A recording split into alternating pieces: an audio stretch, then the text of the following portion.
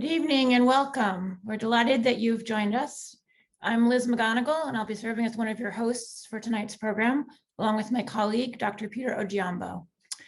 I am an associate professor here in the Department of African and African American Studies at the University of Kansas, where we provide an interdisciplinary space to study historical and contemporary relationships among African and African descended people.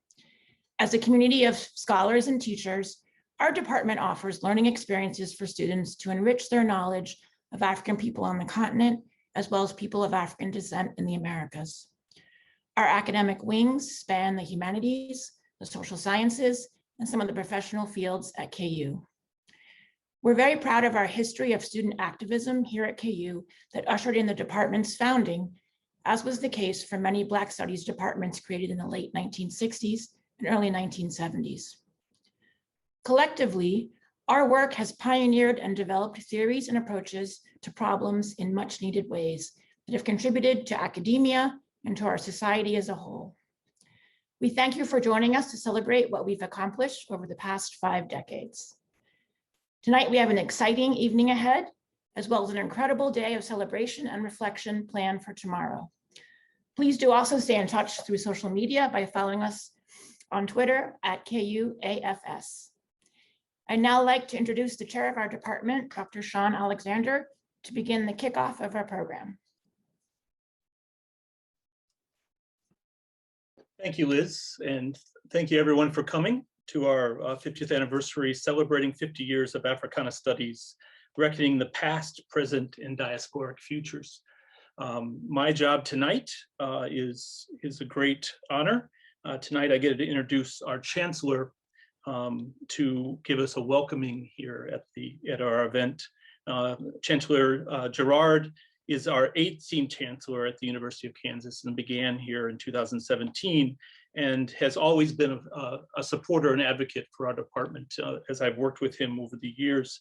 As he's been as Chancellor, not only as a faculty member, but I was the faculty president and president-elect for 2 years and worked closely with him and talked about issues that mean a lot to our department. So I am very pleased to introduce Chancellor Gerard for an opening welcome.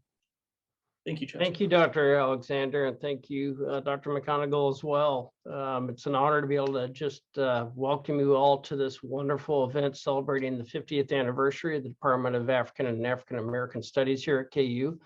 And, you know, this department is such a point of pride for this university, obviously, as was just mentioned, created out of activism and one of the first Black Studies departments in the country, and the only, to this day, the only one in the state of Kansas.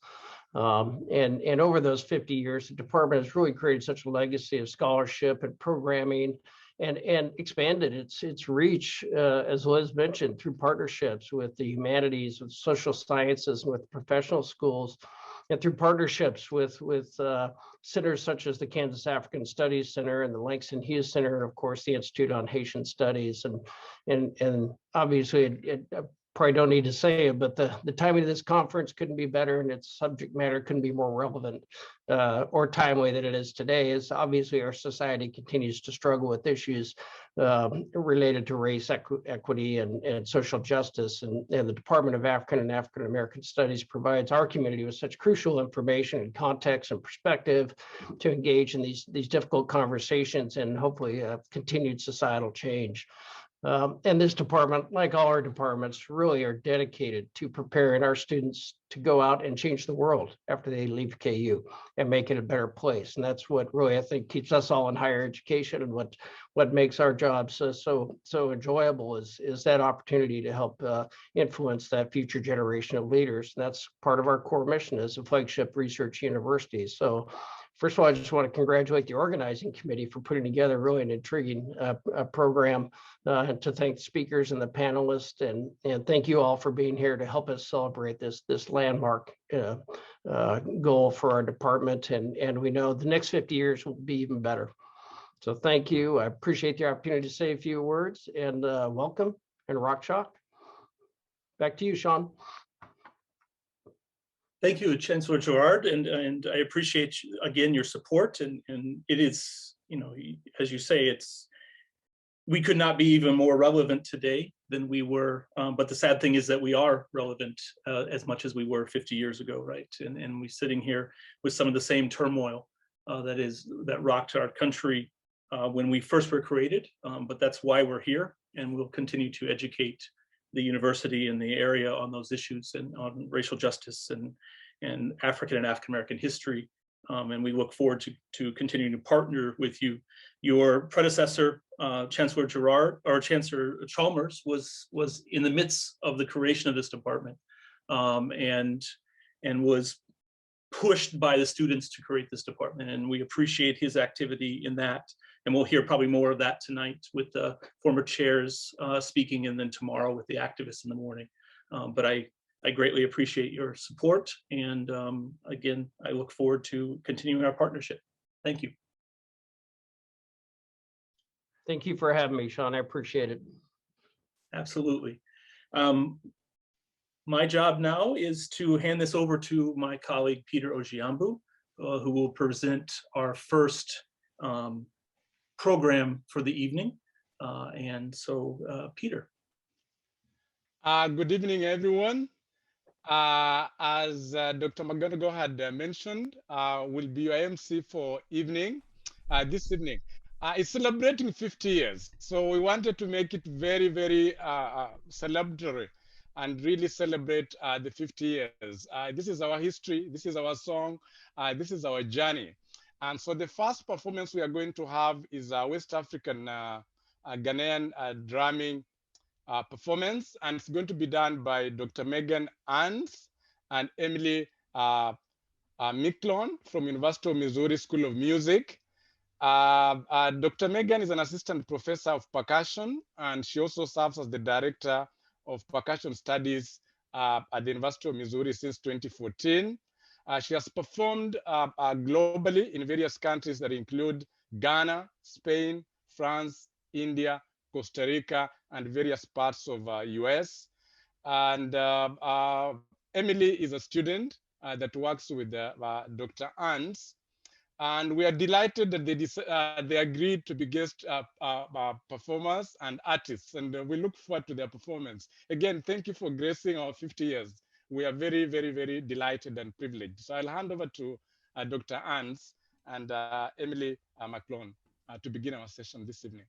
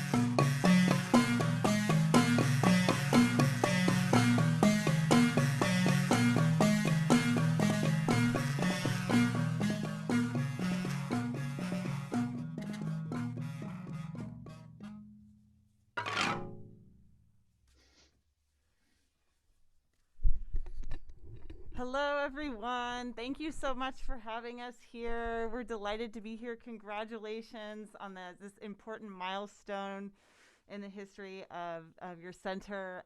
This is just an absolute honor for us to be here. Thank you to Peter for inviting us and working with us to get us here.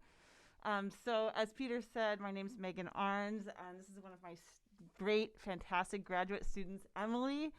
And we have been working on some music from the Dagara people of Ghana.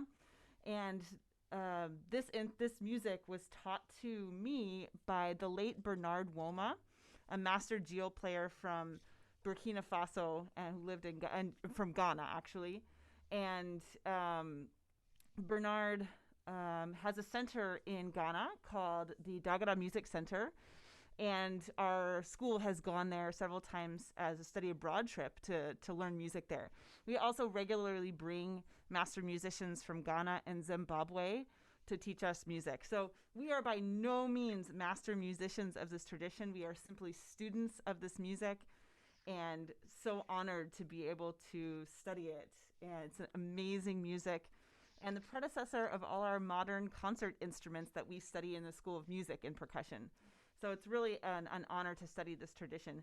So this instrument is called the Gyil, G-Y-I-L. And as you can see, it's a type of xylophone. This one in particular is a 14-keyed instrument made of a African hardwood called liga. And the back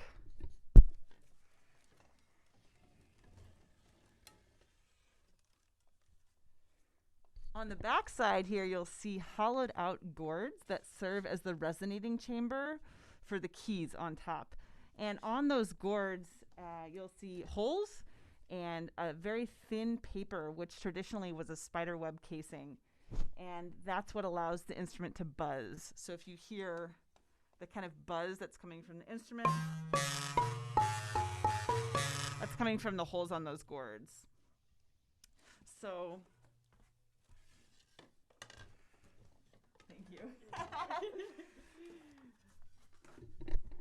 so these instruments are traditionally played in pairs like this with two different parts coming together. But normally, in normal times, we would not be wearing masks and we'd be able to sing and project and also to have dancers dancing around us. So this is really only a portion of the Dagara tradition that we're able to present to you this evening. So I hope you're enjoying it. The first tune we played is called Tomina, and it means music is our profession. And the second tune, it's also from the Bewa repertoire. And the second tune we're going to be playing is called Yaya Kole, and it's talking about jealousy. So without further ado, here's our second tune, Yaya Kole. And if we have a few minutes at the end, if anyone has any questions, you can maybe type them into the chat and Peter can send them our way. But again, this is music from the Dagara tradition of Ghana, and it was taught by the late Bernard Woma.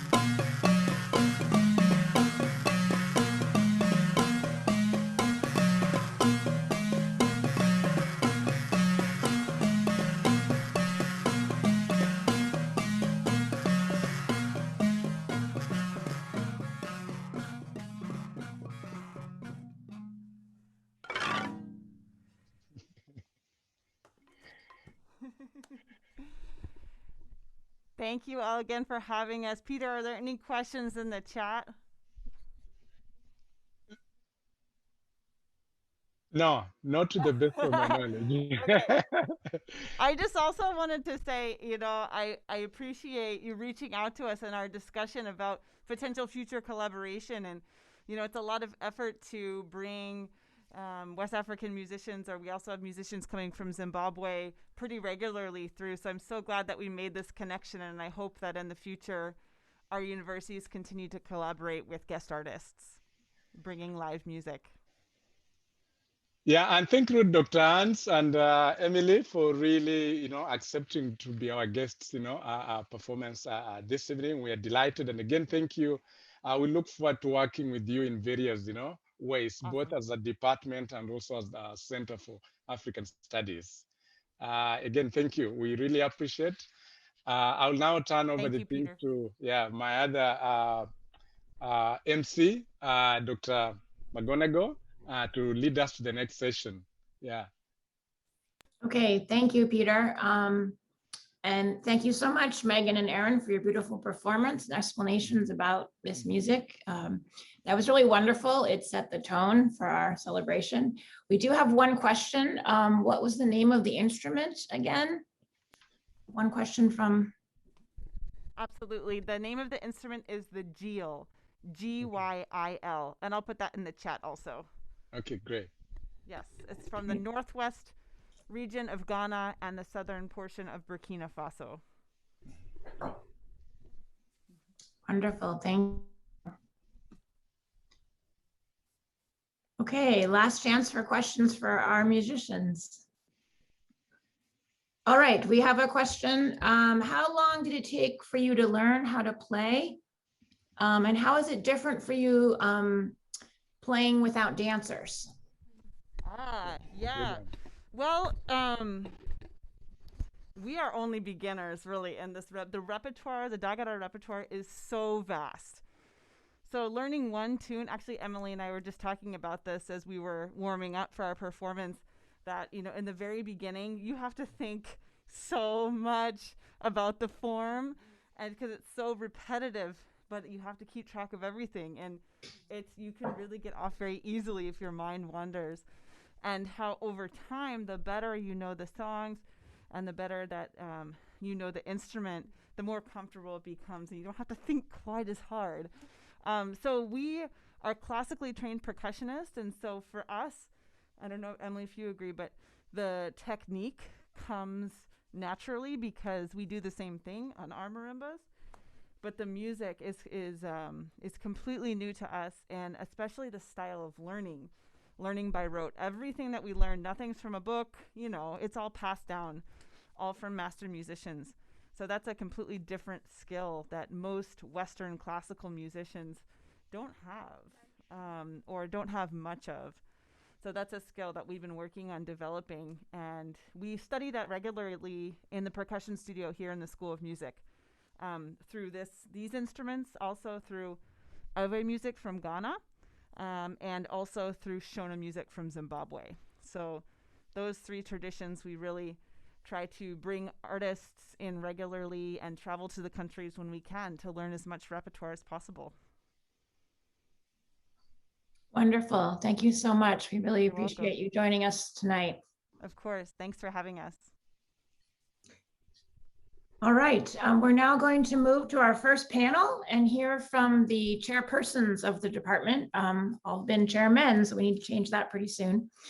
And after we hear from our panelists, we look forward to receiving your questions and comments in the Q&A as part of what promises to be a really stimulating discussion. So please don't be shy. You can enter your questions or comments in the Q&A at any time. I will now turn things over to my colleague, Dr. Dorothy Pennington, Associate Professor in AAAS, as we say, African and African Studies at KU, and the Department of Communication Studies. She will serve as the chair of this panel of chairs.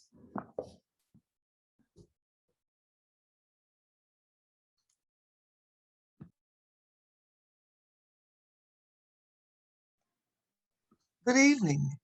And if you are in another part of the world, I would just say good day, because this is a global presentation. I extend the welcome given to you by Dr. MacGonagle. I am Dorthy Pennington, a current faculty member in the department.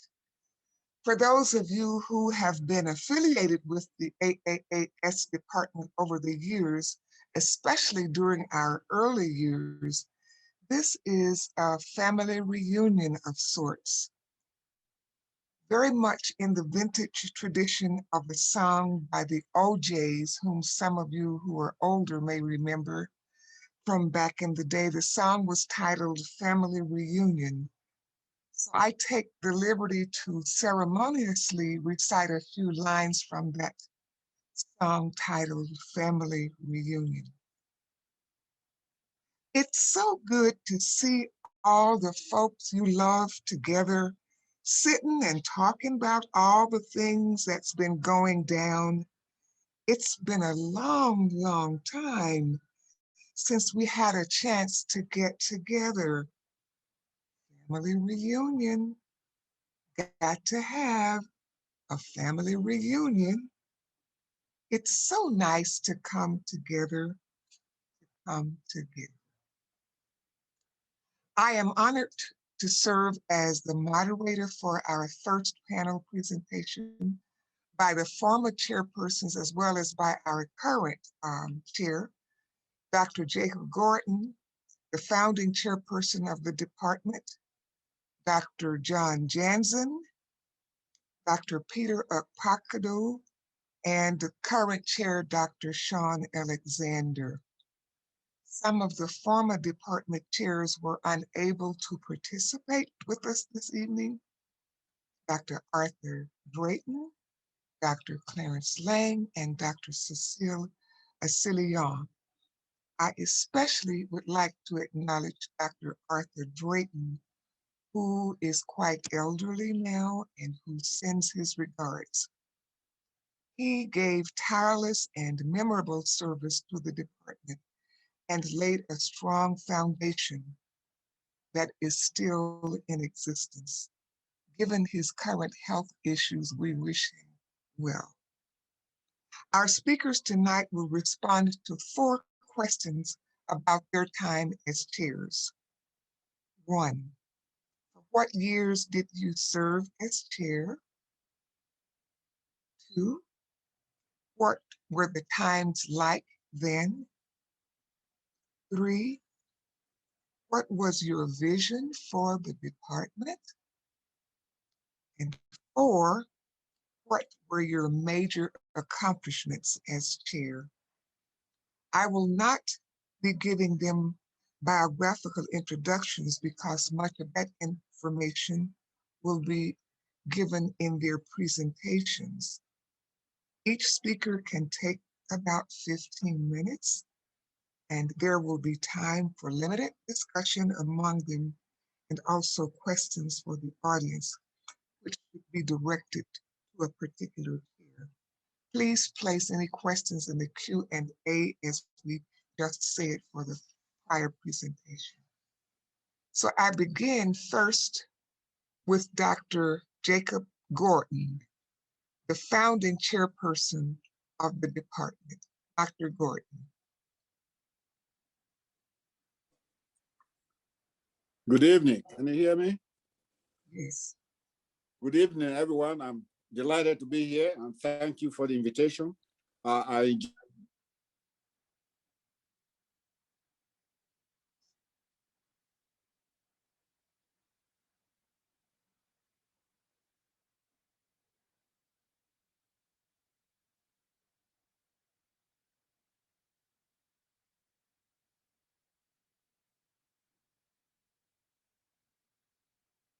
When I was there for 3 years. But when I served, I came to the University of Kansas in 1970. I was assistant professor of history at Albany State University in Albany. When I arrived, I met a lot of challenges. Of course, I was hired to do that, to develop a program. I met with a lot of racial tensions, and violence. I also met with something else in the academy. It was a time in this country when African studies scholars were wrestling with what African studies was after we met in Canada in 1968. And so there was a problem about the definition of African studies. The university wanted African studies. The Black Students Union wanted African studies. Let me hasten to mention that there will be no African studies at KU without the BSU. They did not want Black studies. I served under the administration of Chalmers. They thought Black studies has no academic debt. But for a different reason, BSU wanted African studies. They said we were Africans. They defined it, that we want African studies that includes peoples of African descent, and therefore we should call it Department of African Studies. That's what we called it. I think they had a vision, because now we are beginning to talk about Africa and the diaspora. And that's what they had in mind. What my vision? My vision was simple. I wanted to develop a department that focuses on Africa as the cradle of civilization, and also to include the diaspora, that is peoples of African descent all over the world, not only in the US, what we now call African American studies. That was my vision. That vision was not original. Du Bois thought about that many, many times. In fact, I suppose he coined the word diaspora. Many other scholars talked about diaspora also. That was my vision. Did I accomplish that? Or what did I accomplish? I think we did. Number one accomplishment. I got to KU 1970, and by 1972, under the leadership of George Wagner, who told me there would be no African studies unless I could go to K-State to negotiate, because KU already signed an agreement with K-State not to have African studies. KU was supposed to have Latin American studies. And he said, Jake, you were born in Nigeria, they have USAID big grant working in Northern Nigeria, go to K-State and convince them. That's what I did. And so we decided to go for African studies. By 1972, we established a degree program and a department. To me, that was a great accomplishment. I can tell you my experience here in Florida. They started the same time, University of Florida, 1970. They are still struggling to become a department. It's still a program after 50 years. So that, to me, that was a great accomplishment. Number two, we had some difficulty in trying to deracialize and Africanize the campus. The academy was almost totally Eurocentric. We had no Black faculty. The curriculum had nothing to do with Africa or any other place in the world. The Western Sea program was strictly Africa, and the honors program in the college was something else. So what did we do? I was given enough money to hire a faculty member, but it wasn't enough to spread them all over. So we conceived of the idea of creating a lasting huge visiting professorship. Dorthy Pennington will remember, we traveled to Topeka trying to raise the funds. We couldn't raise the funds to an endowment. I went to a good friend who had special interest in African literature, Bob Cobb, who was the dean of the college later on. It was in English. He told us, actually, I wanted it to be Gordon Parks visiting professorship because the name Gordon appealed to me. But he wants to use was literature. I said, okay, Bob, if you can get the family to be okay with to use. So we went for use. It became a part of the university. It was funded in the college as LASU visiting professorship. That was the beginning of the idea of a LASU Youth Center, later on become a center. And that brought in a number of Black scholars to the campus. Indeed, in Ketia that I mentioned from Ghana, including one who became the second, maybe the third, because we have one acting chair that brought in Arthur Drayton from University of West Indies. It was the Lassie Hughes professorship that brought him into the campus, and later on, we wanted to come back to become the chair. So I was very proud of that accomplishment. We also had, for the first time, we had studied abroad at University of Benin, Unibi. The Chancellor went over there, they came down here to visit us, and we established that. That was the first time to have something of that nature. And we're also very proud of our outreach activities, because we didn't think that the African studies were limited to the four corners of the university campus. So we did a lot of outreach with courses in Leavenworth, in the college. We had to create a pre-college prep academy, what was called Upward Bound, because we're not qualified for 36 at that time. We pretended we were going to do 36 to use Haitian Creole, but they said, so we can't, you got to have African language. So that's what happened. But we had that grant that gave us a lot of money to start with. Also, course offerings on university that I'm very proud of. We were told when I was there, we were going to teach courses in jazz music. I was told by the dean, but he was the dean of fine arts. He said, music, jazz is not, we can't teach jazz in the University of Kansas. Now, but if you ethnomusicologist, we can find a way to teach some courses in that area. So I went to Indiana University and recruited a young ethnomusicologist. That's how we created jazz music that became the most famous course on the campus. And so we started Africanizing campus curriculum in doing that. That I was very proud of. We also created an African dance group to spread, see, we talked about music this evening, to spread the culture. And we give them academic credit. We taught them about African music. They went out to raise some funds. It was fantastic. And that I was very, very proud of. Some areas of oral history. I think one of my first books there was about oral history. We look at the great history of Blacks in Kansas, a good place. So I wrote the narratives of African Americans in Kansas, 1870 to 1992. That is still there because people used to say, well, we don't have history because we don't have a language. So these are the things I'm very, very proud of. We were able to increase the number of faculty members of color into the university. Black student enrollment went up. In fact, we have what we call Urban Scholars Program. BSc people will talk to you about that in terms of academic program. We introduced a number of new courses into the university that actually changed the curriculum forever. And they are still there. I'm very, very proud of all of that.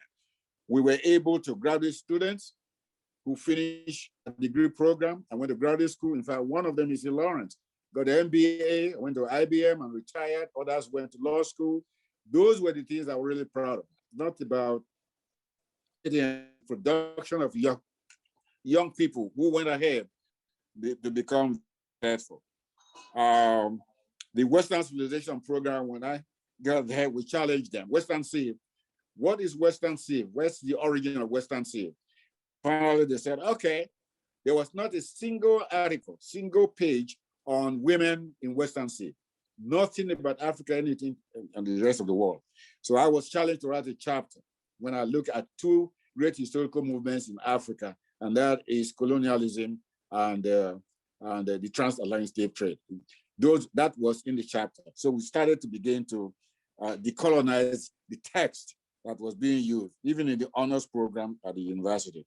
So we attempted to change the culture of learning on the campus from what I met when I first got in 1970, from violence and racial tensions, de-racialize the campus and try to decolonize the campus, and things went on. We used the Lassie Hughes name to bring in new faculty members. Some of them are still on that campus who are now great scholars. The idea was to bring them in, we take a look at them. If we like them, then we try to hire them we moved towards direct hiring. That was what we did with that visiting professorship. So here are just a few things that I think when I left the department, I went to create the Institute for Black Leadership Research and Development. And I stayed there with a lot of good friends. I served at KU when I left in 2004, retired, under 4 chapters, from Chalmers to 6 others. And then from the Dean 6 also, from George Wagner to Wilcox. So I work with all of these people, and I'm so proud of what the Kansas have done so far, but I also think that we can do more. I would like to make some comments about that. It's a kind of, for me, it's a kind of Sankofa. Let's look backward, but we got to move forward. My reflections should be for me to make some suggestions about where do we go from here. And so I'm going to wait and see what others may suggest. I don't want to take all the time. Thank you so much, Dorothy. Thank you. Rather than going to the Q&A, let's go on to the next presenter, if you don't mind, and then we'll take the Q&A all at the end to be sure that everyone gets a chance to do his presentation. So now I present to you Dr. John Janzen. I have unmuted myself. Am I coming through? Okay. Well, I came to the University of Kansas in 1972, and from McGill University in Montreal, where I had been for 3 years. But I'm a Kansan, and so this was like coming home.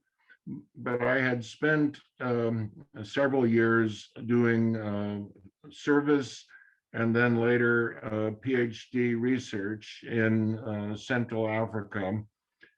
And as a student at the University of Chicago and later at the Sorbonne in University of Paris. So when I arrived at in Lawrence at the university, the African Studies program was already in existence, and my contribution initially was to teach a course called Peoples of Africa from the anthropology department. It was cross-listed with African Studies and had a long life, and actually became a kind of foundation entry course that until I decided it had been taught enough. I didn't want to do that anymore. But the times, I could say the 70s were, and the 60s and the 70s were a time when the independence movements in Africa were having a ripple effect on academia in North America and the Northern world in general. And I want to localize this aspect of the times by giving the names and identities and careers of 2 people of critical importance who came to the University of Kansas actually and left their mark actually before Jay Gordon arrived. And the first of these was a gentleman I have recently become acquainted with, one Cyrus Gideon Mutiso, a Kenyan who has been a prominent political scientist and historian at various universities in Kenya and the United States. He told me that he did his master's degree at KU in political science in the early 60s on the Kenyan parliament, but he said there was no one at the University of Kansas to advise him on this subject. And there was no material in the library. He got most of his material from Northwestern University and from Syracuse University, and he ended up transferring to Syracuse for his PhD in political science. So we have students coming to KU who want to do African studies, and there is no program yet. The other individual I want to mention is Walter Bagoya, who came from Tanzania in 1961 on a grant for African students and graduated 4 years later with a BA in economics and political science. Now, there also was no program yet at that time, but Walter brought his inspiration with him. And as some of you know, Walter participated in the student protests in 1964 and apparently was quite influential in the sit-in in the Chancellor's office. Now, where had he learned this? He was accused of being an outside agitator. His father was expelled from Burundi by the Belgian colonial government at an earlier time for protesting certain colonial oppressive measures. Then Walter grew up in Tanzania and became a significant figure later on. Walter brought the inspiration that he brought from Kansas back to Tanzania, and he worked with Julius Nyerere and was in the diplomatic service. Eventually, he became a prominent publisher of academic and literary books. And he has been back to KU a number of times for visits. Now, so the climate at that time was one of great excitement and inspiration from African independence movements.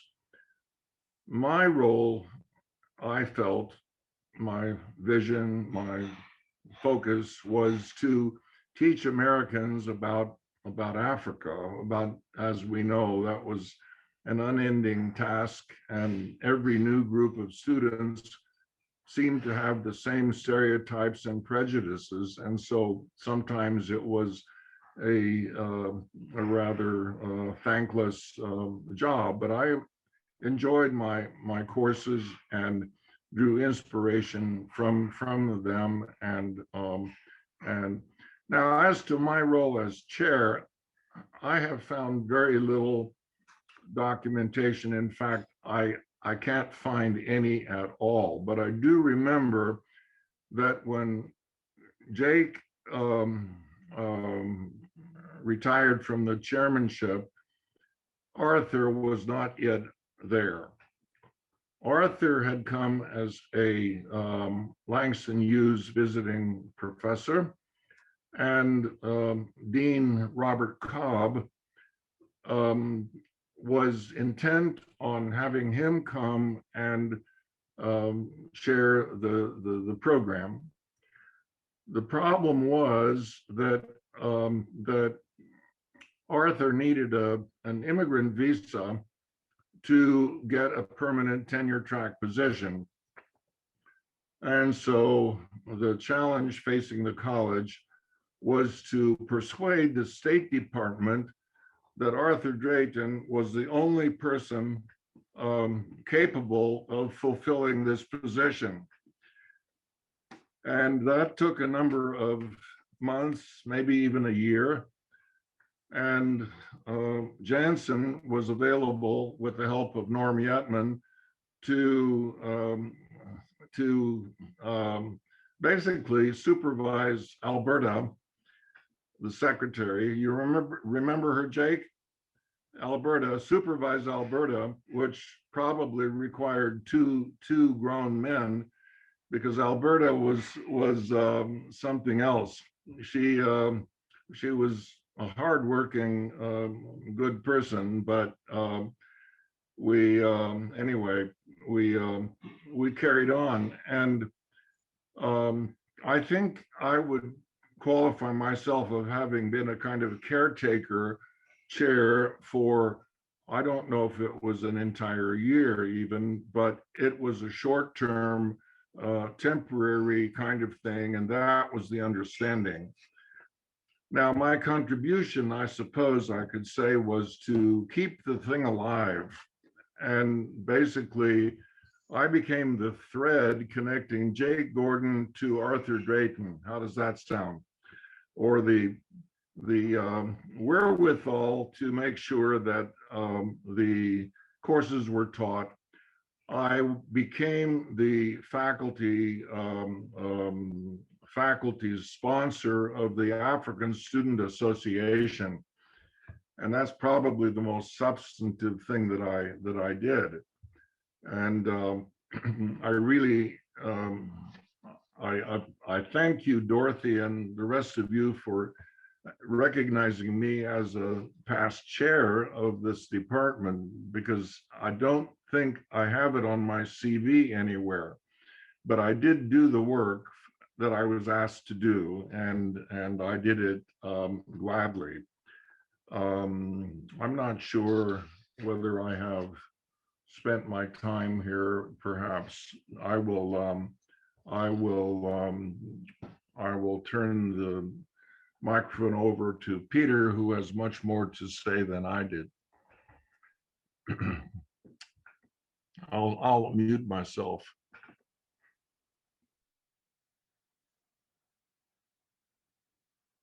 Okay, well, I will sort of intervene between the two of you just to add a comment to something that you said, Don, and that was about Walter Begoya.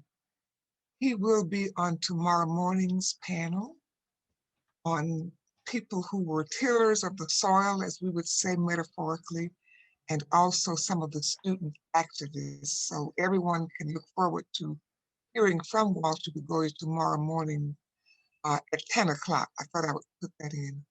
Thank you. So now I will formally present to you Dr. Peter Ukpokodu, who was a longtime chair and did many not only adventurous, but also innovative things for the department. So Dr. Ukpokodu. Thank you, Dorothy. And then thank you, Shawn, doing all these things behind the scene. Thank you. Let me begin by thanking my predecessors, Jake Gordon, John Janzen, and Arthur Drayton. I will say you did the hard work. You started a department. And so what was left for me to do was to see how to improve on what my predecessors have done. So for that, I thank you. Without you, we wouldn't be having a department.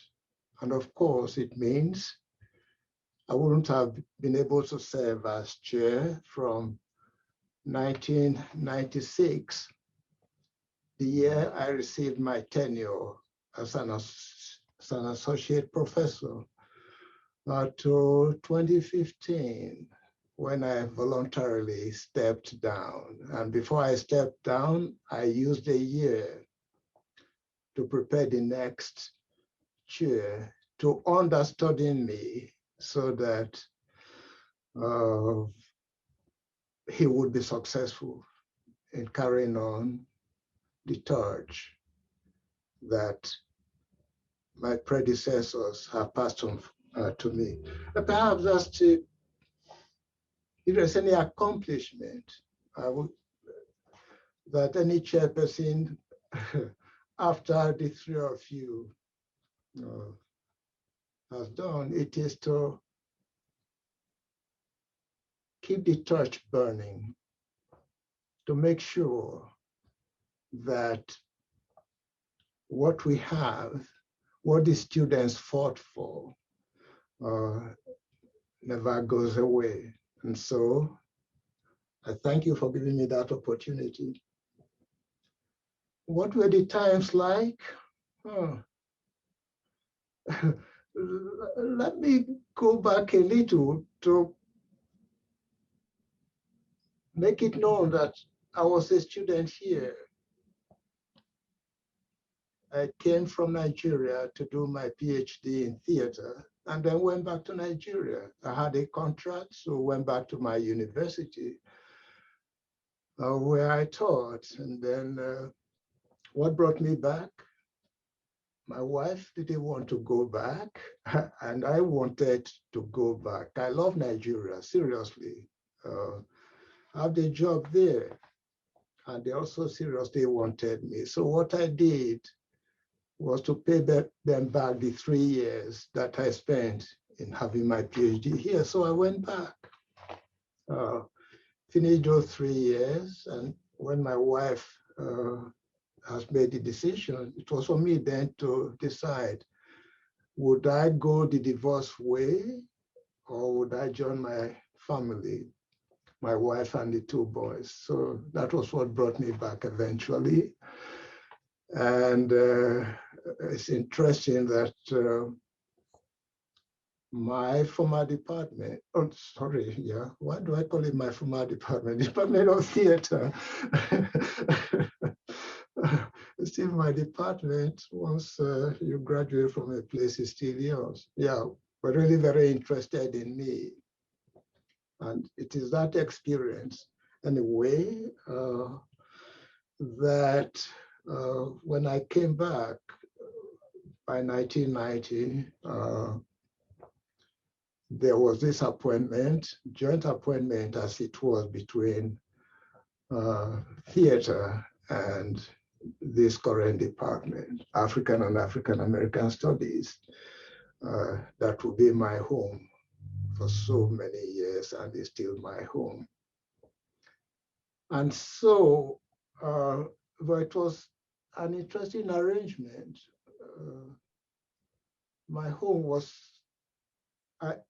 African and African American Studies, but it was mandatory that I teach courses there. So I would teach 2 courses in African and African American Studies and then 2 in theater. At that time also I developed both the African theater and then the African American drama in the department. So 1996 then, after my tenure, I said I just got my tenure, so that was when I became chair. I don't know if I should say by accident, because we have associate professors and others who were in the department. But since I joined the department, and this is why I have a kind of compassion for assistant professors who do so much, I did a whole lot of things helping the department. But there was no associate professor who came forward in the department to say that he or she wanted to be the chair of the department. But having done all the work for the department, all the things, I said, okay, this is just one of those things that I had to do then. So yes, the times were interesting in the sense that I already know KU, but I also knew at that particular time that things were not 100%. And then, of course, there were those initial challenges once I became chair, but we were able to get through them. I say the times were in a way good, because when I became chair, Sally Frost Mason was the dean. She was a great dean. It was a pity KU lost her. Then she went to Iowa, became the provost, and eventually the president there. But I was also lucky to have a good associate deans. First one was Pete Casagrande, yeah, who was there for a year, and then he was succeeded by Carl Strickwater, the best associate dean I had, because with Carl, you could see him out there to help you. He would never say no. Say, let's try. I do my best. And that was what I needed at that early stage of assuming the position of chair of the department. Of course, I will also talk about Erin Spiridigliosi, Dr. Erin Spiridigliosi. She made things so good, yeah, for me. And part of that was that because I was still stubborn, yeah, I was still stubborn at that time. They had to send me to the American Council on Education, so that I would attend the chairpersons and deans meetings to get a kind of grooming for the position. I was pretty raw, and that worked. But I think towards the end of my tenure as chair, I yes, certainly worked with some other associate dean, but times were beginning to change in a way then. So, all right, what's the other thing? What was your vision for the department? Oh, that's a big one. I don't know if we're able to separate that from accomplishment, but if we're not, that's fine. You're supposed to hear everything anyway. A year or two, once I became chair, no, I think it was either that same year or the following year, I put together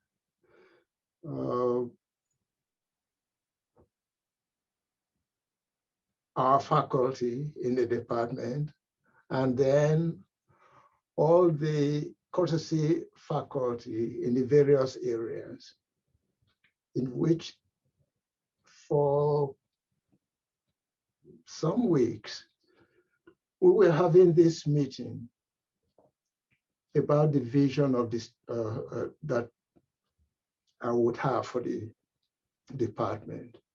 What is important about this is that this was a kind of cooperative vision of the department. Yes, I knew where I was going to take the department, but I also needed the input of all the faculty in the department, and then most of the courtesy faculties, faculty members on both sides, on the African side, and then on the African American side. At the end, we came up with a coherent document. Occasionally, I've referred to it as the Magna Carta, the great charter of the department, because we actually call it vision statement. It's the vision statement document, and any faculty member who came to the department after that got that document, vision statement. And so what was in that document? What made it so important? Well, it was a kind of broad vision for the department where we're going to take the department for so many years. And that document still guides us in some ways. Because what we created was a department that will also have two main centers, African Studies Resource Center, and then the African American Studies Resource Center. Then the third aspect was the Haitian Institute of Haitian Studies. But that institute was not going to be on the same strength as the African American Studies Resource Center and then the African Resource Center and then the African American Resource Center. So you cannot do all those things without finding out what those centers were supposed to do. But before that, I had to follow that one up as part of this document, how we were going to employ faculty members for the two main areas of the department, the African side, the African American side. First of all, how did I get this vision? It's because when I was going through my interview for the department, I think we had 17 members for the search committee of the department. Of that, there were just about 6 people in the department, perhaps half of them part-time. Of the other members, about 11 or so of them were from outside the department. And here they were interviewing for the chair of the Department of African and African American Studies. No, it's not done that way. I grew up in departments. When I say I grew up, that is what I have. And I was very pleased that I was in a department. That department needed a character. I thought Drayton did his best, seriously, because I could see, and that was why Beverly and I and the other assistant professors worked so hard for the department, because we saw where he was leading the department, which was good. For his time, he had to rely on the courtesy faculty. But then, in a way, that became the problem for me, because I didn't want to follow that model. Yeah, it was good. And this is why there's always a question about the times. How were the times? J. Gordon did his best to establish the department. Those were the times of serious racism. John Janzen stepped in when Arthur couldn't come in and did his best. Yeah, always an interim. I fear interims because they could be dangerous. But from what I heard about John Janzen, he held his seat very well, so thank you. And so Arthur came, and perhaps because of his time, I'm saying this because it's not here, he didn't have enough faculty. So how would such a person run a department? And so I think that was why he relied so much, so heavily on people outside the department. And as part of that, he started the development of the center. And then the department looked more like a center than a department.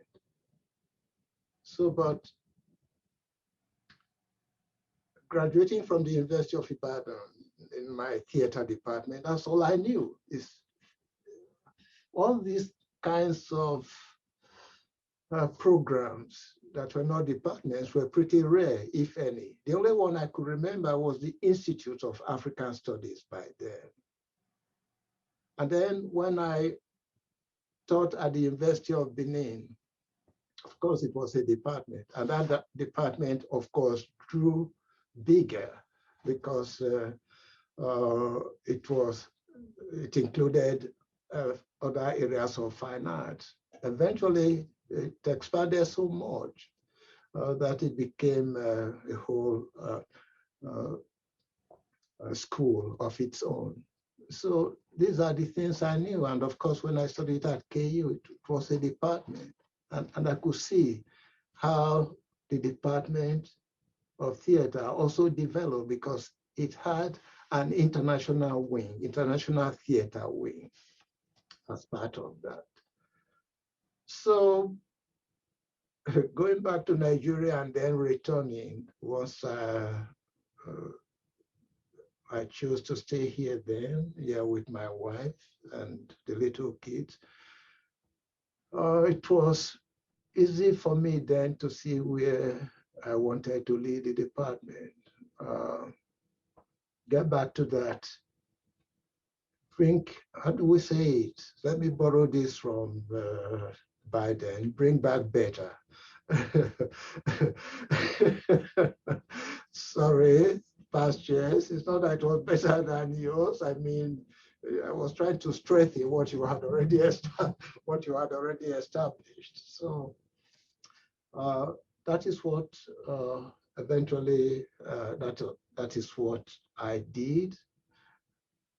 So got faculty, pursued faculty. By the time I was getting out of the department, we had so many faculty members, and that was good because the vision statement allowed us to be asking for the faculty to serve each area.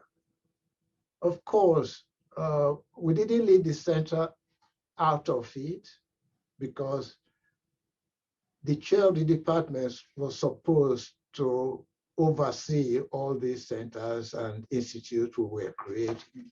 So that is why it also became very important to always work with the centers that we established. As a matter of fact, then helping to fight for that. It was as part of that vision, because I made it clear to the college that I was not going to be like my predecessor, my immediate predecessor, Arthur Drayton. He was a very strong man, and I thank him for that.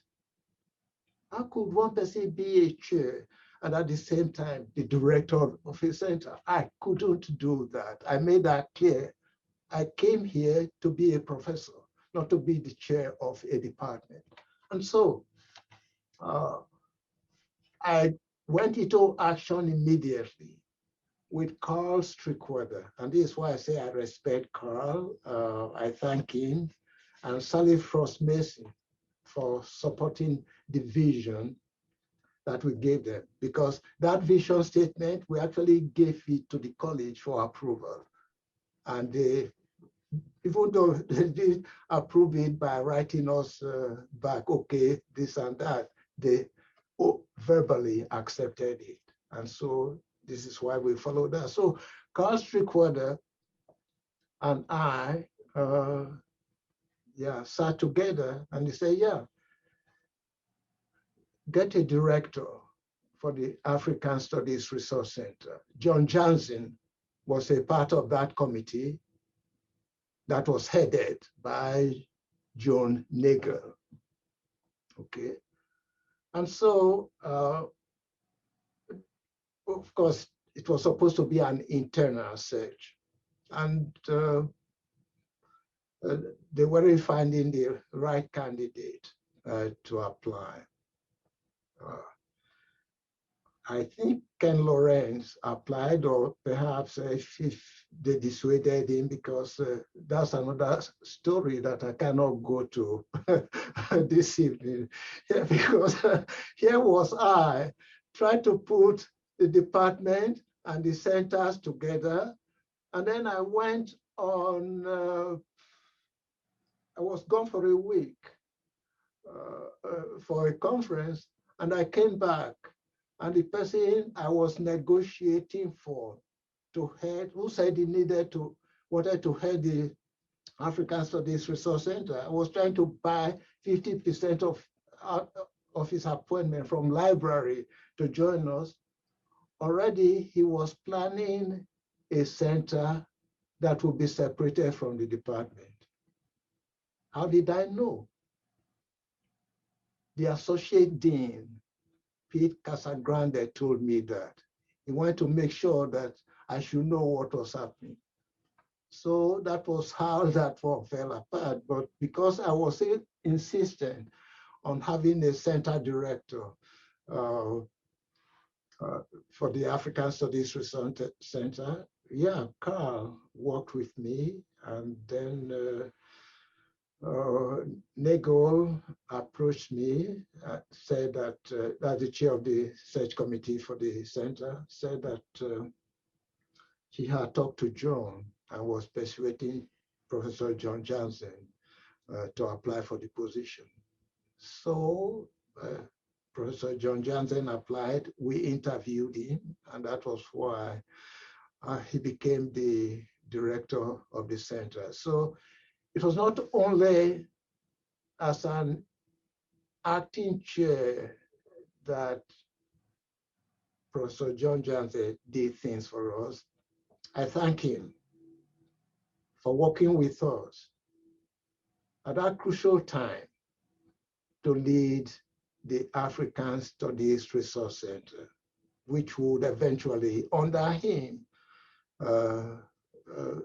become known as the Kansas African Studies Center, CASC, the name that it bears now. And I'm sure John can remember the way that name occurred, because one of our visiting professors from Ghana came, and we were debating what name to give it. And the guy said, why don't you just call it Kansas African Studies Center? And that was why it came into being. Meanwhile, Dorothy, if you want to stop me, tell me to stop. Yeah, it's because I spent so much time as the chair of the department. There is so much, as you said, but you can stop me anytime. Yeah. Should I go on or stop? Have you pretty much wrapped up what you wanted to say? Okay. Okay, let me say I wrap up because I don't want to abort the story. Yeah, okay. Let me say, let me round up by saying, when I was stepping down from the department, Shawn, thank you very much. You did write, because you were the editor of our newsletter, you did write all the things that we accomplished, and then it was when I was chair, we started the master's program. Again, that was a fight because the African side wanted us to start the master's program without the African American side, whereas I was waiting for us to get more professors so that all will go together, and I stood my ground, so went to that. Then a whole number of faculty who cooperated very well. Dr. Beverly Mack, Dr. Garth Myers, Dr. Chico Erbison. Bless you, Chico.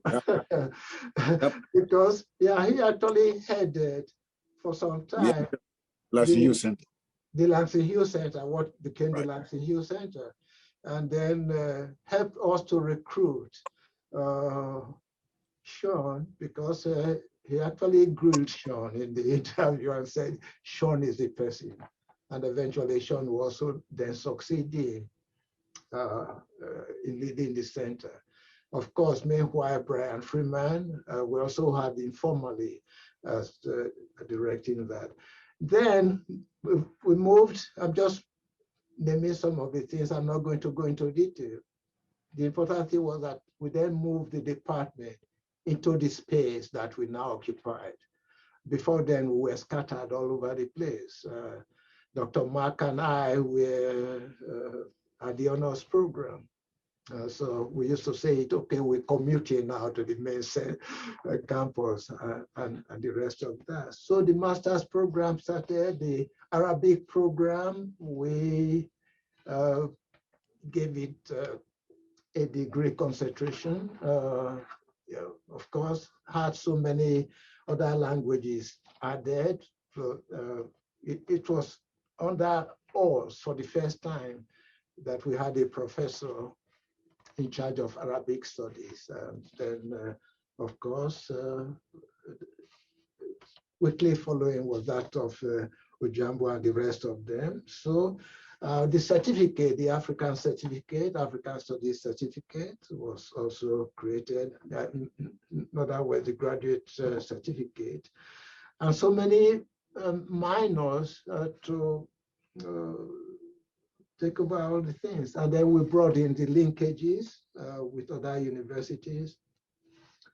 Convened the Millennium Conference.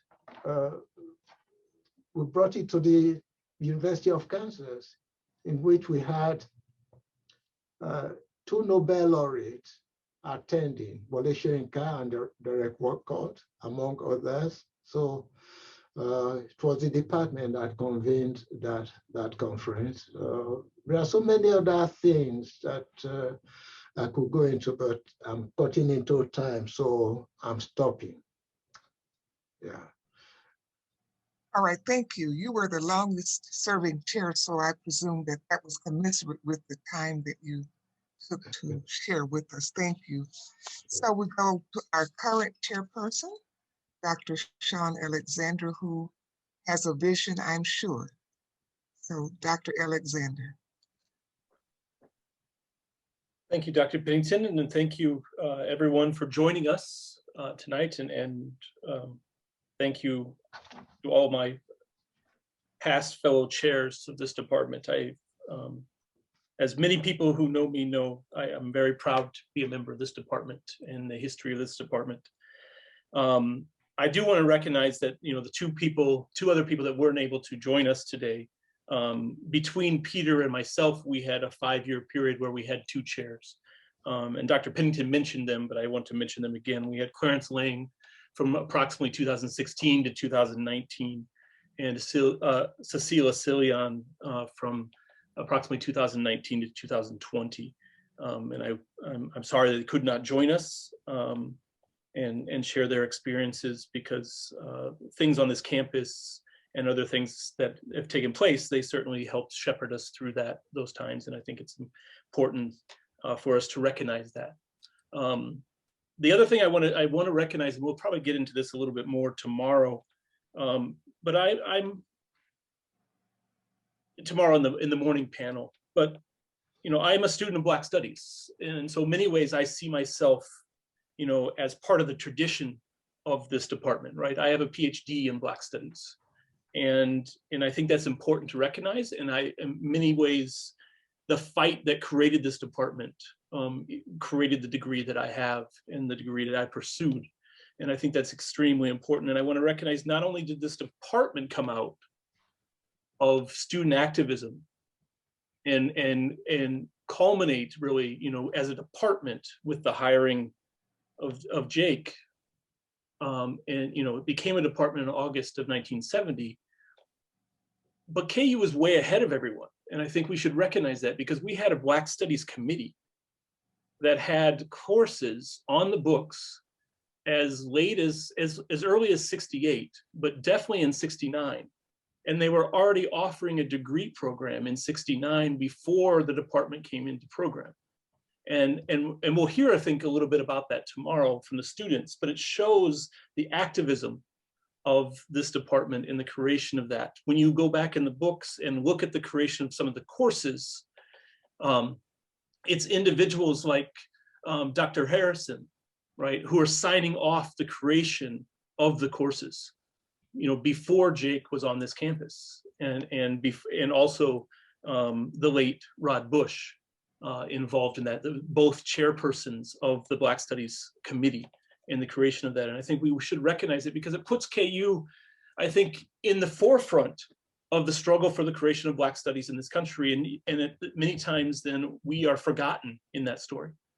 And I think that that's one of the things I want to recognize, not just this week, but bringing me to what I do as a chair. I see the position as a chair as just, steward, kind of moving the department navigating the department through the bureaucracy, if you will, of university.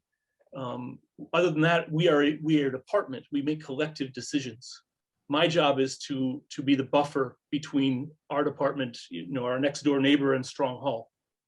And that's an important thing, and that's my position. But as far as a department, courses, vision, that is a collective decision. I may be able to, so-called as the chair, make a final decision, but you never want to do too much of that, right? And so I think that we have to understand that and recognize that, and that's my vision as a chair, is I have places I want us to go, but it's a collective place of where we want to go, and I think we should recognize that. But number one for me, and again, that ties it to the history of the department. I go back, I'm a Black Studies scholar, but I use historical methods. And so the thing I do is I go back to our department, our founding documents. And in 1970, the BSU, as Jake says, the BSU is central to the creation of this department. And we should recognize that. But in 1970, they produced a document acknowledging the creation of this department. And also the BSU on campus, called The Black Perspective, Kansas University, The Black Perspective. And I've gone back to this statement in this document numerous times since I became chair, that they say, quote, "We believe that whenever possible, our program must be related functionally to particular needs which speak to the urgency of the development of African peoples, both on the ancestral soil of Africa and in the Americas. Moreover, our curriculum in relation to its environment has a heavy component combining action with academia." To me, that summarizes the department at the moment of its origins, and summarizes the department here, in my opinion, in 2021. We still are a department that has that connection, both to the continent and the diaspora, right? To the urgency of as they say, the development of African peoples. But at the same time, it's a place that connects activism or action with academia. Unfortunately, we are still in a moment, right? A perpetual moment in American society where Black studies is important. And we need that space to talk back, not only to our university space, but also to the world. And that's the importance of what we do and where we are. And that's what I shepherd. We sit here today with and you'll hear some of this from the students later in the day on tomorrow afternoon, but we sit here with a strong sense of activism among our students. But the saddest thing to me is that they have to still fight that fight at the University of Kansas, right? You go back to those BSU documents, and when they're saying, it's a dismal position that we have so few Black faculty and no support for Black students on this campus, and we accuse the university of racist practicing, right? You are hearing a similar tone and action still in 2021. And that's the reason and the importance of Black studies. And that's the position that I see myself as a chair, of working with my colleagues in the department as that space that can not only provide an area for students to come and find a home, find some type of solace, but also find classes that can speak to their experience, that they're experiencing not just here on the campus, but in the country as a whole. And so that's my vision, if you will, or where I want to go. My accomplishments, Dr. Pennington, I don't have any, right? I've been in the chair position for a very short period of time. I've written a lot of letters in my less than 1 year. But I would say that, you know, that is what I want us to be, is I want us to be that space for a place in the university. I would also say that where I want to go, you know, I want to do exactly what we're doing tonight. And that's recognizing our history. And what I tried to do here just in my brief comments is recognizing our history and the place that exists, and recognizing the people that were involved in the creation of the department, because we can never be separated from them. We are on a campus that has a long tradition of Black experience, Black students on this campus. In fact, we were one of the campuses that had the most students in the 1920s and 30s, Black students at major white institutions. But the experience that they had was not good, right? Again, have we changed that? I'm not sure, but what I want to do is I want to be constantly reminding the students of that past and making sure that they know that past. And in that, it's also extending, again, just with Black studies, understanding who came before us, understanding the names that they'll see tomorrow, understanding, as Dr. Janzen said, right, Walter Bogoya and his importance. I came to the University of Kansas and has heard Walter Bogoya's name for 15 years and his importance, right? Garth Myers, a dear colleague who I miss, and I love to see his name here in the participants list, right? One of the people that recruited me to this campus, right? Garth would always talk to me about Walter and his importance. And that struggle we had in 2015 to put that marker in the rotunda of Strong Hall, marking that 1965 protest, right? And explaining Walter's participation in that protest, that extremely important protest that occurs here in Kansas the day after Bloody Sunday, the students inspired by Bloody Sunday. But the saddest thing about that marker is it's the only marker on this campus outside of markers that deal with athletics that speak to the Black student experience on this campus, right? What type of institution are we and where we are? That's again where we need to speak back. And so, I mean, we're doing that. We're making sure, my vision is to make sure that we have that connection. One of the things, you know, is that I've, you know, many of the student activists that will speak know I've spoken to them over the last 15 years. They know me. And then one of the first things I did was I created this year, and you can still contribute to it, and we'll show you how to do that, is I created a fund for students, right? Because we have a dismal endowment as a department, and I want to change that. But the first thing we need to do is that Black studies on this campus and Black studies in general does not exist without Black students. And we need a fund to help Black students exist on this campus. So the first thing I did, you know, in that vision was I contacted John Spearman, who I think is in the audience, and we will hear from tomorrow. But again, the Spearman family is a family that I have heard about for 15 years and their activism on this campus. And I wanted to make sure that we honored the activism of the Spearman family, not only for the University of Kansas, but the city of Lawrence as a whole. And so we created, with the help of the Spearman family, we created a fund that we're raising money for to give back to those students, to help the students in any way possible, to keep them on this campus. That is the legacy that I can make. I can create an endowment fund, but that endowment fund to me should not be in a vacuum. That endowment fund should be created and connected to someone historical and connected to the roots of this department and the Black experience at KU. And the first move was to create the Spearman Family Fund. And I'm deeply indebted to John Spearman and the family to allowing us to do that. And I do hope that you can contribute to that. There's my pitch, right, for the endowment people. And I do hope that you can contribute to that and help us create this important fund. Because the last thing I'll say is, you know, they mentioned Chico. And Chico, I remember my very first day coming for my interview. Chico picked me up the first day and Garth picked me up the second day, right? And we had great conversations at the hotels. But, you know, Chico left this university everything, in my opinion. He gave so much, not just to this department, but to the university as a whole. But one of the things that he did before he left was he created a fund, a small fund for students. And one of the first excitements I had as a chair was to give money to two students in the name of Chico's family, right? And to make that connection again and explain to those students who Chico Herberson was or is, right? And the importance of Chico to this department. That's extremely important.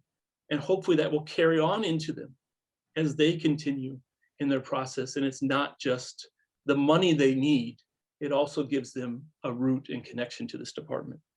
So my connection, I think, Dorothy, if I say, and I'll be short here, is just, you know, stewarding the ship as much as I can, but also connecting us back to our roots, right? And that's important for me in what I do as a chair and a general member of this department. All right, thank you, Dr. Alexander. I think that Dr. Gordon had something to add, as he said earlier, before we close. It's kind of a vision for the future. So whatever you have in mind, Jake, please share it with us now. Well, after 50 years, we must have learned some lessons. What works and what doesn't work.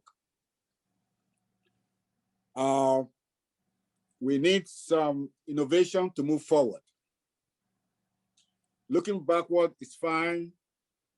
It gives us the basis, kind of Sankofa. But I think moving forward is to look at the context in which we find ourselves. Not too different from 1970 when I came to KU. It's even getting worse. There's global racism now. What do we do? Disparities in terms of the African-American component.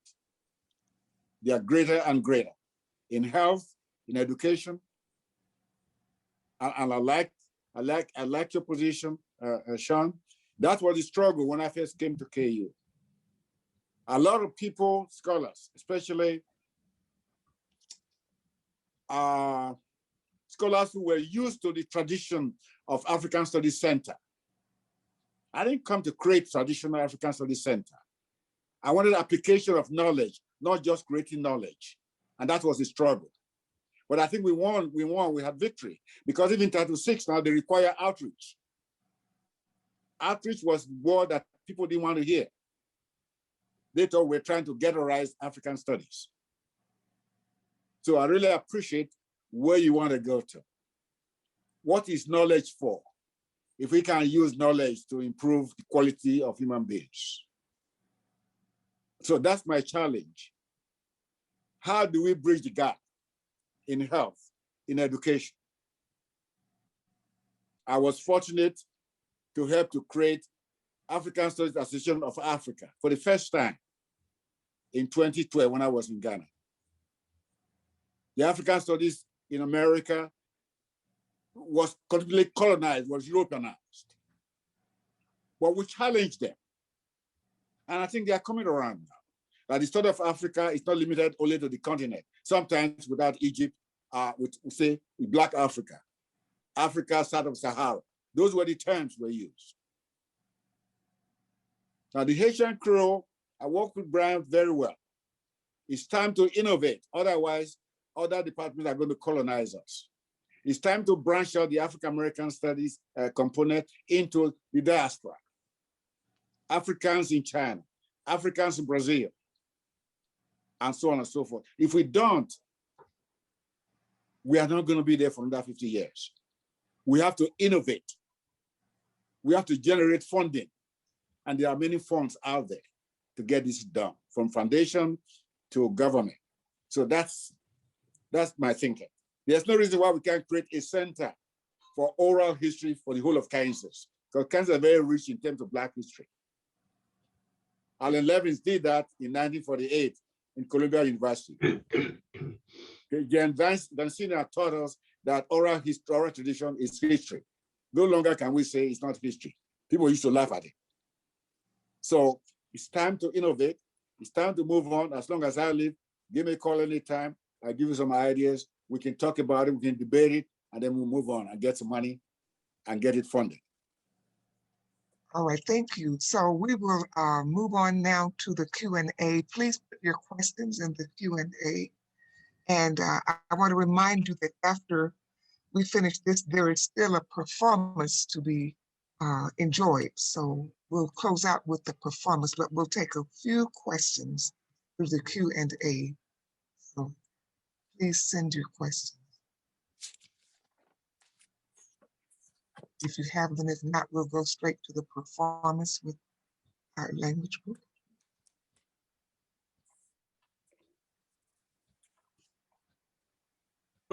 Just to start off, Dorothy, can you see the questions so we can read the statements to make it more of a collective here? Can you see them or not? I don't have any. Okay, I'll read through them. So. Oh no, right. I don't see them. So please go ahead. Okay. Host that, please. I will do that. So Garth Myers sends out that he's I'll do it for you and Jake here. And again, I feel that this makes us like we feel, the hardest thing for me is that we're not in person, right? And this should be a family and collective experience. So Garth says, it's so nice to see you both, Dorothy and Jake. I miss you both. Your words are powerful and meaningful, right?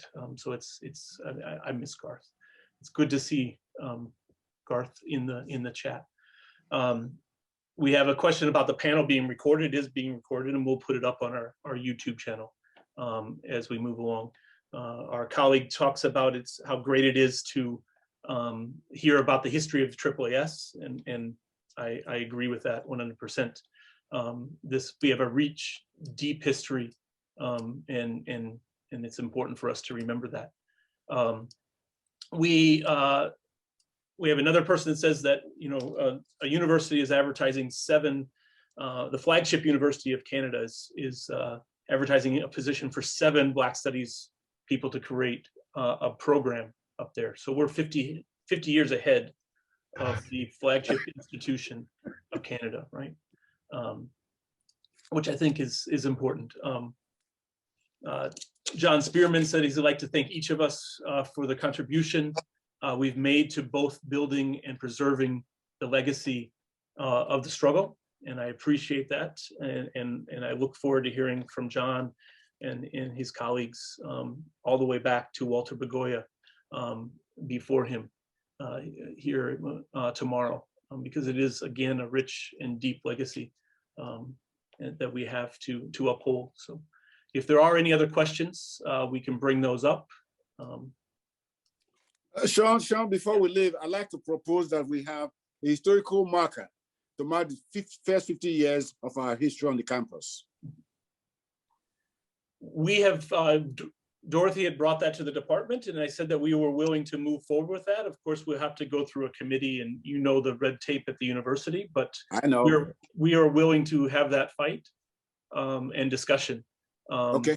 So absolutely, we had discussed that at maybe the last faculty meeting. So we are, I think it's important, and people that people know the history of the space and that. So yes, the joke. I mean, my colleagues will understand and hear with me with this is the joke that I always have is we can do whatever we want in Bailey Hall, right? So there may not be very long for us to start renaming seminar rooms, right? Because that's an easy move for us in the beginning of a step, but it actually is symbolic, right? And that's an important thing for us to understand, that we can do that as an initial step, and we should, because people walking into Bailey Hall should see those names, right? And recognize that the space that they're in.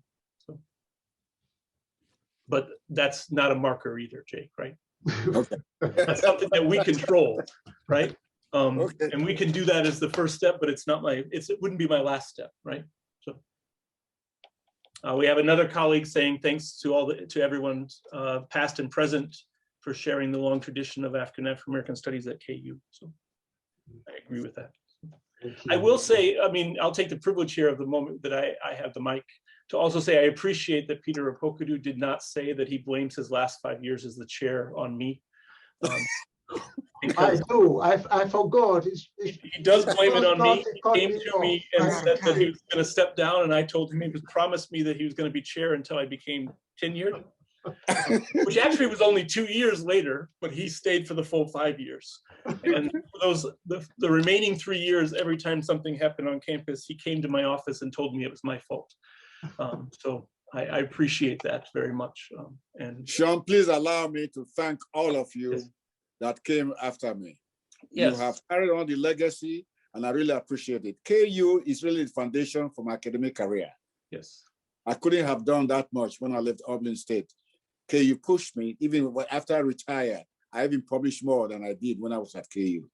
So I want to thank you all. And if you have time, please read my memoir. It was published 2019. Double Heritage is the title of my memoir. It includes a lot of things we talked about this evening. That was my life at KU. I was there for 30-something years, so that's a long time. 34, if I remember correctly. Right. Yes. Sure. I agree. I'm going to break the protocol here. And go ahead. I'm going to go ahead real quick because I'm going to break protocol because Dr. Harrison has raised her hand. Oh. So I'm going to break protocol and allow her to speak because I don't know if she knows how to put a question in. Okay. But we will also hear from her tomorrow. But since I talked about Dr. Harrison, I want to do that. But go ahead, Peter, first. Oh, I was going to say that you forgot that one of the things that we pass on from one chairperson to another is that of keeping the department alive. And part of that is defending the department All the time. program review. And you just did that. You didn't even have time to prepare for it, but you did it and you were successful. So that's great. At least for the next 10 years, we have a department. So great job on that. Thank you, Peter. But again, it's a collective effort. So I thank all of my colleagues, as I've said before. Quick comment, our colleague Jessica Schultz, before I bring Dr. Harrison in, asked if we could speak to the archives, AAAS archives. One thing first, you'll see a link on the program and you'll hear about it tomorrow. There is a link where Dr. Schultz has put together some stuff from the Spencer Research Library as well as the Spencer Museum of Art around AAAS. And we'll hear more about that. But I think if she's speaking specifically about the archives, we have a rich, deep archive in the Kenneth Spencer Research Library. And we're so lucky here at this university to have an archivist named Deborah Dandridge. And her work in that and knowing our department. It's not just the university archives, but the general archives that are there that she helps shepherd. And I want to say that the nicest thing for me is coming to the University of Kansas and never having to explain to an archivist why we need something, right? Because I have someone who knows and does what we do. And so there is a rich collection there. We also have departmental documents that have not been turned over to the archives that we house in the department that will ultimately be turned over to the university documents, but some of them are still in our filing cabinets and things. So, but it is rich and deep. I spend a lot of time in there because I'm a historian who likes to read that type of stuff. And so I'm often reading those documents, which is one of the reasons I want to bring Dr. Harrison in, because she is a person I admire, not just in the Black studies in general, but I also admire her and her work that helped create this department. And one of my favorite letters is when she questions the Department of African Studies here at the University of Kansas, when she says, I'm not sure if you're a department like Howard or Harvard or Merritt College. I'm sure you remember that letter, Jake. So, so I will unmute you, Dr. Harrison here. I will ask you to unmute. You'll have to do it. So.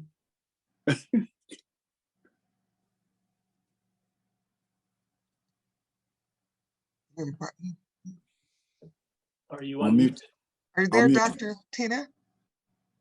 Your hand is up, but I need you to hit the button down in the corner that takes you off of mute. Okay, Oh, there you go. You're good. Yep. okay. I was, when I did it, I wasn't sure. My question, what was it? It had to do with the number of majors that we have now in the department. That's a great question. It's a difficult question. We currently have, I'd have to ask Tony, Dr. Bolden and Dr. Gerschultz about our graduate students and undergrads for the exact numbers. But we have a constant struggle for the past, would we say 8 years, Peter? Maybe? And this is something we could talk about more, Dr. Harrison, on how to fight back against. But the college created a liberal arts and science degree. And basically, we have students that come through our department to take all of our classes, but graduate with the liberal arts and science degree because they have 2 less requirements. And that allows them to get out of this university with that degree and 2 less requirements, but they basically have that. I would say on the numbers, and Peter can correct me over the years, before that, we were averaging probably 15 to 19. Is that right, Peter? 15 to 20. 15 to 20 a year. And we're starting to build that back up and encouraging double majors and minors. And we have a great group of colleagues that are doing that. Again, Dr. Bolden is an undergraduate, our undergraduate director. And this year, our colleague, Abel Chikanda, has been working with him and actually reaching out to students individually and saying, hey, you've already taken, you need 1 more class to get this AAAS minor. Why aren't you doing it? And we've increased numbers through that year. So it's a difficult question, Dr. Harrison. But Shawn, thank you. Shawn, Yes, Peter, go ahead. you should see that address the fact that we reach more other students than our majors. So yes, that is important. that's a great point. Yep. So we teach more. As they counted, as you well know, Dr. Harrison, they count student credit hours. We teach over 3,000 student credit hours per year. So we have 15 faculty members. So we teach well over our numbers, and especially when we count, that 3 of our faculty members are core language people, which those numbers are lower for those classes. So you think of the numbers that we have. We service this university to a great degree beyond our majors or minors. That's great. Shawn, do you have in your vision the idea of online master's degree program? We have talked about an online master program. Now, this is hot questions for me now, right? We have talked about an online master's program. The one who sits on the hot chair. Yes. And Dr. Gerschultz, who is our Director of Graduate Studies, has already started that conversation with the college, and we're moving forward with that.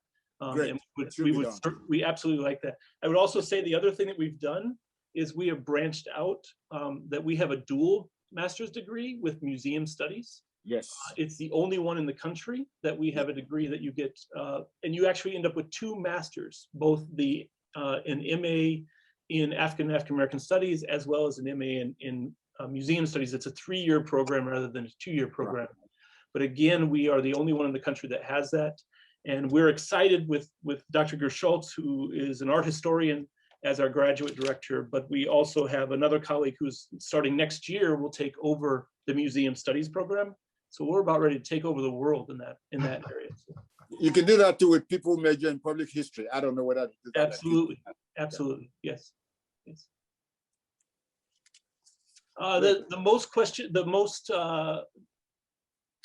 The most popular courses, we have a number of courses that are very popular. I mean, I think they spread all over the place, and it depends on semester by semester. We have a lot of courses, it's traditional historical courses that do well. We on both of the African and African American side, and then we have popular culture or more cultural based courses that do well. But as far as numbers, we're pretty consistent, and I think that shows by the amount of people that we serve. Right, that our faculty, get an average number for most of our classes, so we do fairly well with that, which shows again the popularity of our classes across the board. So that was one of the other questions there. So, sure. And one of the things that we might add too is that one of our newer faculty members has a strong background in the School of Education. Yes. And so as a result of that, she's able to attract students from not only the College of Arts and Sciences, but also from the School of Education. And that's going to be a very important connection to our department. Absolutely, and I would say also we have 2 faculty members with education backgrounds, right? And on both sides of the Atlantic, and I think that shows our strength. And Peter, you know, Dorthy Hines is the one person you're speaking about, Dorthy Pennington, and she's bringing in great things, and her class on Black education in the U.S. has been very popular. But we also have Dr. Ojiambo, Peter Ojiambo, who you guys saw earlier, and you'll see again momentarily, who brings in. He's the only person on this campus that actually teaches African education, right? And brings that to our space and brings that. And the last thing I'll say with that, while we're speaking of onlys, right? We have a digital humanities person, an African digital humanities person, which is unique. And we're one of the only places that has that and has the makings of the beginnings of the Digital Humanities Project, African Digital Humanities Center. And so we're on the cutting edge with that. And while I'm just speaking about my colleagues, because I love them, right? We have performance studies. We have Dr. Ukpokodu, we have Nicole Hodges-Pursley, we have Dr. Bolden, Tony Bolden, and we have a collective that teaches performance and cultural studies like no other department. And the last but not least, we have languages. We still, from the beginning of our department, we taught Kiswahili and other at the beginning, and then we added the other languages, and we still teach 4 to 5 languages in our department consistently, which is unique of a Black Studies department, that they still are housed inside the department, right? That's extremely, extremely important. And puts us in unique things. And Jessica, our graduate director, is also saying certificates. I'm forgetting the certificates. Yes. We have graduate certificates, so both on the African and African American side, which brings in, the simplest way to understand graduate certificates for people out there is they're minors for graduate degrees. So they're people that may be getting a degree in political science, but they have an area of concentration in African or African American studies, and they take courses with us, and they will get a certificate saying that they have that field of study. And they're very popular on top of our master's degree. So, yeah. Shawn, let me share this with you. Here in Alajua County, I heard that the African and African American History Task Force that require the teaching of the African American experience in Africa from K to 12. Yes. It's required, and we're working with them, we're teaching them. That's one area to go. It is, Jake, it's wonderful that Florida did that, and it gives me hope that Kansas will, but you lived in Kansas long enough that I'm not sure that we That's will. what I'm telling you. But I'm, as you know me very well, I am up for that fight, right? Okay. So, yes. Oh. Very good.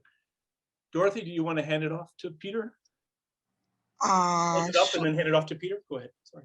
Yes, I was going to say, if there's nothing else, I want to thank our panelists for these great presentations, kind of walking down memory lane, and all of the innovations and challenges that they faced as they not only established this department, but also developed it to the degree that it is now internationally known. So I want to again thank those of you who are a part of our audience, and I am almost certain that we have global audience members, not just the United States people represented. So thank all of you for your presentations, and we look forward to now turning this over to Dr. Ojiambo and our performance. I had remarked to Dr. Ojiambo earlier that a little autobiographical statement for just a moment. I grew up in pretty much an African-American non-integrated culture, and I went to a private HBCU, and I said to him that before I knew that they were going to be performing today in the way that they are, I said that almost always any kind of Afrocentric program, even if it's an educational program, it always has music. Always has music. That's very African, that's very Afrocentric. So I'm very honored to present to you the person who made my dream complete by bringing in the performance element, Dr. Peter Ojiambo and company. Music and food, Dorothy. Yes, music and food. Yes. I wish I could give you virtual food. We will find a way, you know. Yeah, we'll find a way. Since we have digital humanities, you know, experts here will find a way of getting that to you. But this brings us to the last portion of the program. And thank you, Dr. Pennington and the chairs for really sharing what I call our story, our song, the rivers we've crossed over the decades, and the rivers we have yet to cross in the coming decades. And the idea that it has not taken us nothing for this journey, as Maya Angelou will put it. And Dr. Pennington will finish off by saying, we are still standing. Okay, yeah, and so our prayer is that we continue standing. And we've lined up a very good areas for you today and also for tomorrow in terms of performances. Dr. Alexander had mentioned about the role of languages, and this is just a taste of what we've done over the decades in terms of the African and diasporic languages. So the first performance we have down to demonstrate what we've been doing over the decades in the area of African and diasporic languages is a poem. And this is an Arabic poem, I Am for All People. It's going to be recited by Owen, Strite, Shayan, Mateen, Wickramasundara, Kailyn, Alan, and Halie Powell. And the poem is about the role of nature in creating happiness. And so we'll be able to listen to that. And then after that, we'll have the last presentation. أنا لكل الناس. يا ليتني ريما تطير بي نسمة إلى كل الناس. يا ليتني نجمة أضيء في العتمة على بيوت الناس. يا ليتني بسمة ترين كنعكمة على شفاهنا. يا ليتني نعمة بالحب والرحمة تصيب كل الناس. يا ليتني همة لمجد كما تدو جميلة الناس. Thank you. Thank you for that good work. And the last poem we've lined up for you is from the Swahili program. And the poem is entitled Miaka Hamsini Twasherekea. We celebrate 50 years. It's building into our theme of 50 years, and it's going to be recited by Alicia Sadiq, Atli Myers, Aaron Finholt, Jean Ben Sahav, Maggie Wilcox, Eric Splavek, and Tariq Agno. Miaka hamsini twasherehekea. Limeandikwa na John Muchira. Limesomwa na wanafunzi wa Kiswahili katika chuo kikuu cha Kansas.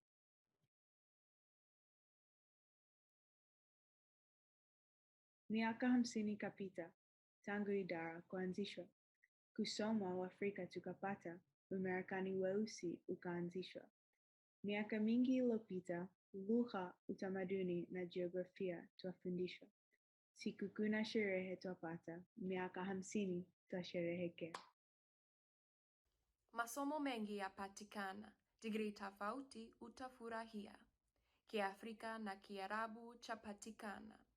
Diplomasia hadi jeshi utahudumia. Wanafunzi wengi madarasani mtapatana. Kisha ulimwengu wote tutatumukia. Sikukuu na sherehe twapata, miaka hamsini twasherehekea. Kiswahili chetu kitukuzwe, Kiwolof, Kisomali na Kiamharic hufunzwa. Tamaduni za Kihaiti, Kiafrika zielezwe. Kihausa pia zamani kilifunzwa. Tamasha za filamu za Afrika zihifadhiwe. Kwa miaka utamaduni waendelea kukuzwa.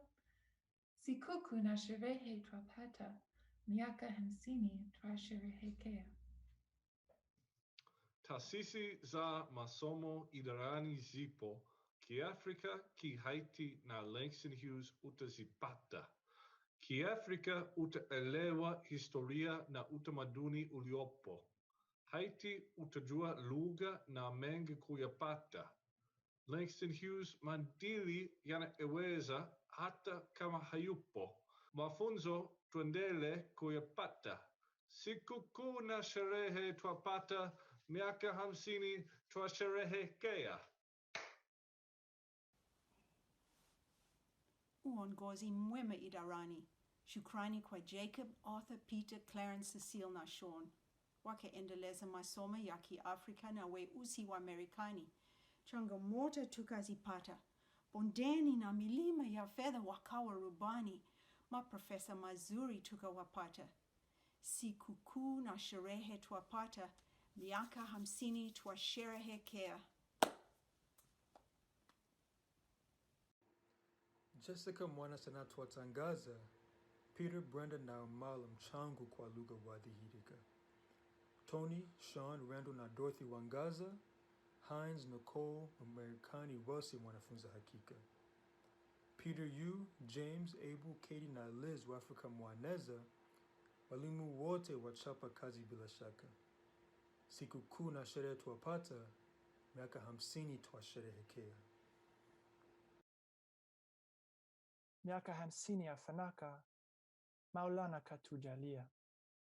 Idara yetu ya panuka, makubwa twatarajia. Wanafunzi wanufaika, elimu, lugha na utamaduni twapalilia. Sikukuu na sherehe twapata, miaka 50 twasherehekea.